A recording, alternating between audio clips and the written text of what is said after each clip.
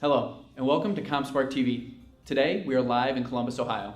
I'm Robert Brennan, Market Vice President for Expedient, and I'm joined here today by Mike Sayre, President of the Innovative Leadership Institute.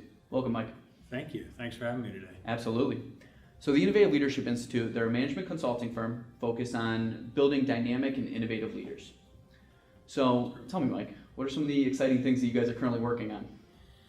Oh, probably the coolest things we're working on right now have to do with the IT leader community. We run the Central Ohio IT Leaders Program, and that is a program that was requested by the CIO Forum of Central Ohio, which today is about 170 CIOs from across the region. And the goal was to develop the next generation of CIOs and aspiring IT leaders. So it's a great program. What's really unique about it, I think, is that this is the whole community of CIOs doing it for the whole tech community. Mm-hmm. It's not a company focused, although all of these companies benefit, obviously, but it's more really about the community and building the tech community in Columbus and Central Ohio over time. So I think it's just a great program. The program is, it's a year-long program. We meet once a month, half a day. But in addition to that, there's probably 2 to 3 hours a week that the participants have to do, to get certified in the program. So it is a certification program. We've run about 150 participants through it so far, from over 75 companies across Central Ohio. A little over half of those have been actually certified. So it's a rigorous and it's an elite program. You don't just come and you get a certificate. Yeah, it sounds like it. Which we think is really important. Mm-hmm. And so yeah, that's probably the coolest thing. I guess there are 2 other cool things about that. So one is that Muskingum University has recently become the first university to partner with us that will actually give credit. If you get the certification, they'll give, I think it's 3 hours of master's credit in their Masters of Information Strategy Systems and Technology program, which is pretty cool. We're working with some other universities, as I said. And the other thing is we have developed, and we're going to pilot it in September, an advanced leadership development program. So in the Central Ohio IT Leaders Program, it's mostly mid to higher level. There are some CIOs in it, but the advanced program is for those who are already CIOs or probably within months or a couple of years of actually being a CIO. And so there's a lot more focus on the executive part of that. Okay, those individuals want to continue to accelerate. Right, and we're going to do the pilot on that starting in September, and actually the next cohort of 50 for the IT Leaders Program starts in September as well. That's great. It's a very exciting program. It's a lot of fun. It's cool. Yeah, meet a lot of great people.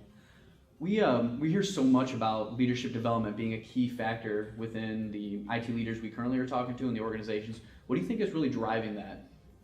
Well, my understanding from the original request was a lot of the CIOs didn't feel that they had gotten enough leadership development earlier in their careers, and so they had to kind of learn the hard way, mm-hmm. right?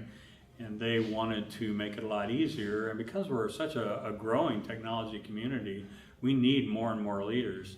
I think that's a huge driver. We need more leaders in the technology space because we're growing so doggone fast. Absolutely. And with technology changing as fast as it is, it's not the old leadership style that we once had, where the boss knew everything and just told everybody what to do. It doesn't work that way. Yep. Well, that's great. Well, that's a significant responsibility, taking in that development into your hands. What makes you and your team uniquely qualified to lead this IT Leaders Program? Well, I think if I were to put it in one word, it's experience. So Steve Greeter with Experience is Expedient is sort of our leader, right? He MCs all the sessions. He really leads the filling the rosters and getting the participants in, and has been our main organizer. Maureen Metcalf, who is the founder of the Innovative Leadership Institute, which was formerly Metcalf and Associates, is really the expert and thought leader in the leadership space, actually on a global basis. She was recently asked to be a fellow at the International Leadership Association, and she has developed all of the content and recorded, written interviews, books, everything that we use in the program, and also developed the learning platform that we're on. So then there's me. What do I add to that? So she runs the leadership sessions.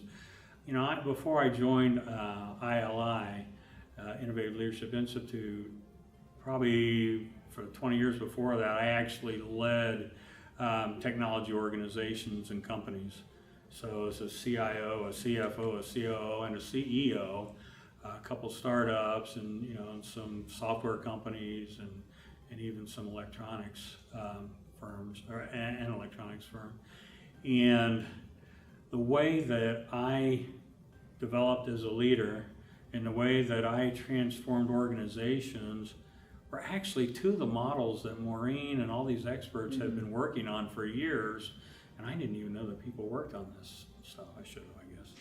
But so there's a leader development model that I definitely went through every step in that model. I can clearly remember it. And there's a transforming organizations models, and I looked at that, and I've done that at least 3 times, every one of those steps. And so when I started talking to Maureen about that, we said, maybe we should work together, right? Because she's got all of the theory, the research, and all the numbers behind it. And then I've done it firsthand in a C-level leadership position, and that brings just a whole different perspective. So in these programs, when we go through a concept or we're going through a model, I'll talk about how that could really work, or how it might not really work, right? In those situations. So that's what I do. I really enjoy. I could and I may, eventually be a C leader in another company, but my mission in life is to improve as many lives on this world as I can before I leave it, with whatever skills and abilities I have or can develop. And while leading one company, you can certainly impact a lot of lives. Improving leaders across lots of companies, I think I can have a positive impact across a much broader group. Absolutely. And bringing that hands-on experience and real-world application can take a program really to the next level. So much value in that.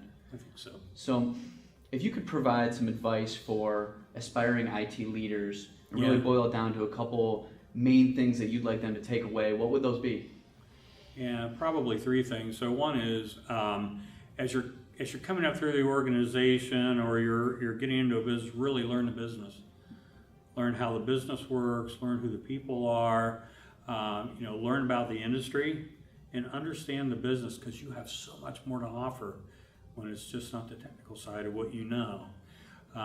The second part would be obviously keeping up in terms of current technologies and pipeline technologies that can be used in your organization to move it ahead and keep it ahead of the competition.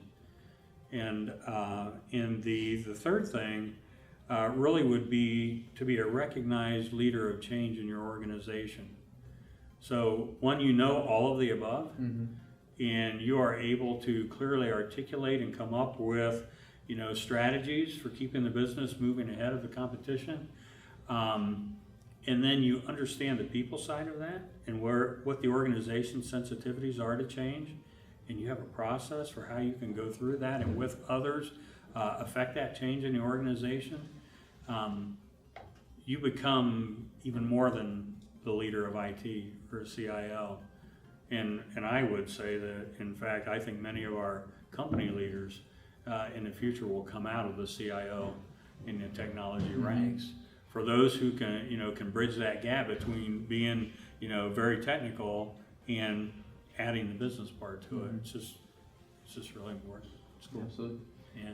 You mentioned briefly working with other people to bridge the gap of change. Yeah. And one thing that elicits in my mind is the need for collaboration. How can aspiring IT leaders focus on breaking down some of the barriers in their organization to enable collaboration across different departments and functions? Well, I would go back to one organization that I joined as a COO, and the organization actually was very siloed, so there wasn't a lot of collaboration. The business side would toss things over the wall to the technical side, and when the developers came back with what they thought they were supposed to develop, the business side would go, that's not what I wanted. And it was particularly unproductive. And so the company had never really implemented Agile. It had done parts of it, and lots of companies will do parts of Agile. But we went full in and did a full Agile implementation, because that means that everybody has to come to the table at the same time on a regular basis and talk about what the needs of the customers are, what the needs of the organization are, prioritize those, decide what exactly that looks like. And when you have that much collaboration, the product that you put out is much better. You get much better at communicating with each other across the organization and understanding how the rest of the organization works. So to me,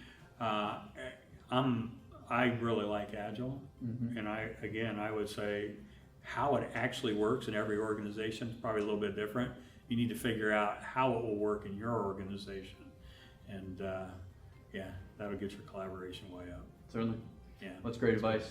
Hopefully some of our aspiring IT leaders are listening. I hope so. Yeah. Well, thank you for joining us. Please visit ComSpark.tech to learn more about tech power players and hear more great innovators like Mike. Mike, thank you so much for joining us today. Thanks, Robert. Appreciate it.